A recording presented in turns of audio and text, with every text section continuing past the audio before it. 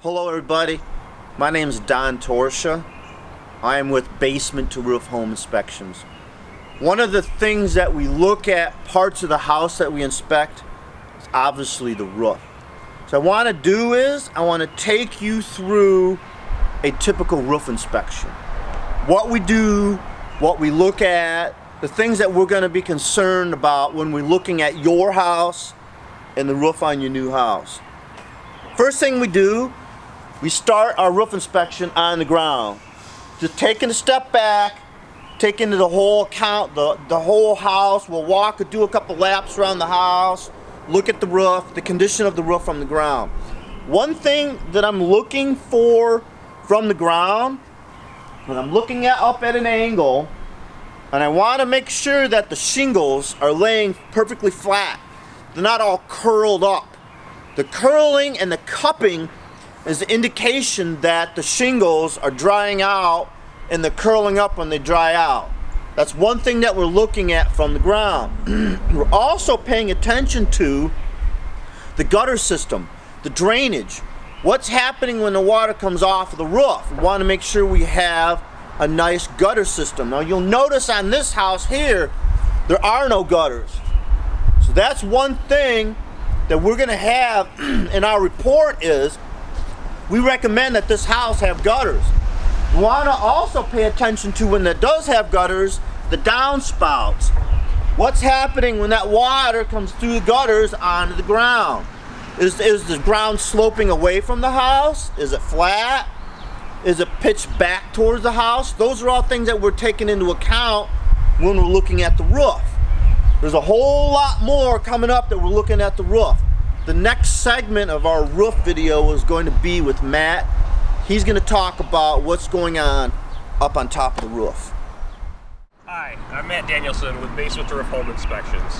When we first get up on the roof, what I want to look at is the overall condition of the shingles, look for any signs of damage, tree branches, ice dam issues, anything that we would want to note in our report. So the first thing I'm looking at is the shingles. This roof is fairly new. It's about 3 to 4 years old, so there's not a lot of wear, but on some roofs approaching 20, 25 years, there's a lot of signs you can see to check for. What we're looking for is pliability in the shingles. We're looking for checking, cracking, granule material that's been worn off. So you can check in the gutters, you'll find granule material built up. When you look down on a roof, especially when you have the sun in the right direction, you can see shiny edges on the edge of the shingles. That's a very good indicator for the age of a roof. In this roof, everything looks good. There's no tree branch damage, no lifted, folded shingles. All the shingles are pliable in place. You want to look for exposed nail heads without sealant on them. Those are areas where water can get down and intrusion into the roof. We're going to come around here, look at the vents. This roof has can vents. So you want to make sure that they are overlapped by the shingles. You want to make sure that the nail heads are sealed and covered, that they're open and clear. These can clog up, like cottonwoods, things like that can clog these vents. You want to make sure your roof can breathe. So these are all things that we're going to go around and look at. All right, another aspect when we're inspecting a roof. Any penetrations that go through the roof, we want to take a really close look at. So one of the main sources of leaks in any roof is going to be your chimney. If you're lucky enough to have a house without a chimney, that's great. That's a great way to build these new houses. But in most older homes, you have a chimney, whether it's venting a fireplace or just your furnace or water heater. In this case, the only use of this chimney is the water heater vent.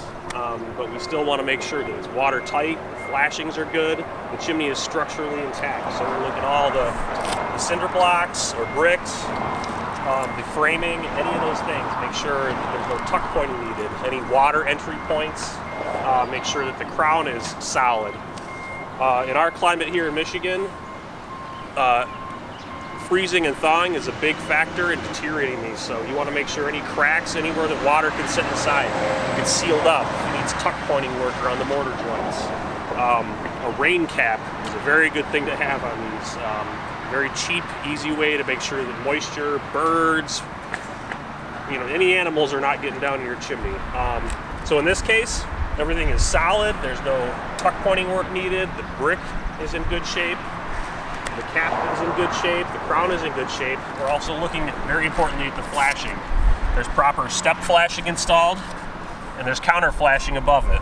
All the flashing has been sealed properly. There's no areas where we can see moisture intrusion possibilities. There's no cricket necessary because the chimney's not wide enough, but we want to make sure that water is draining around and nothing can go down the chimney. Next, now that we know that the chimney's in good shape, we want to look around at the other protrusions. So your plumbing vents. This, you want to look at the boots, that they're sealed all around. These have a tendency over time to crack and wear out, and you'll see gaps around there. Those are big points of leakage. These boots look really good. Everything is under the shingles. They're sealed. We're going to move on. This looks great. Finally, on this roof, we have a electrical masthead. So it's the same thing. We want to look through, make sure it's sealed. In this case, again, the boot is overlapped by the shingles. Everything is sealed around. You don't see any areas where water is getting in. We do want to pay attention, though, on this roof. About all I would note here is an issue is this large tree branch we can see. Tree branches rubbing on your shingles will tear it up in no time at all. So you want to make sure, one recommendation I'd make is this tree is trimmed back away from the roof. So as it grows, it does not damage this nice new roof. That would be a complete roof inspection up top here. We're going to go down and take a look on the overhanging edges and make a few comments there, but this roof looks very good. Thank you.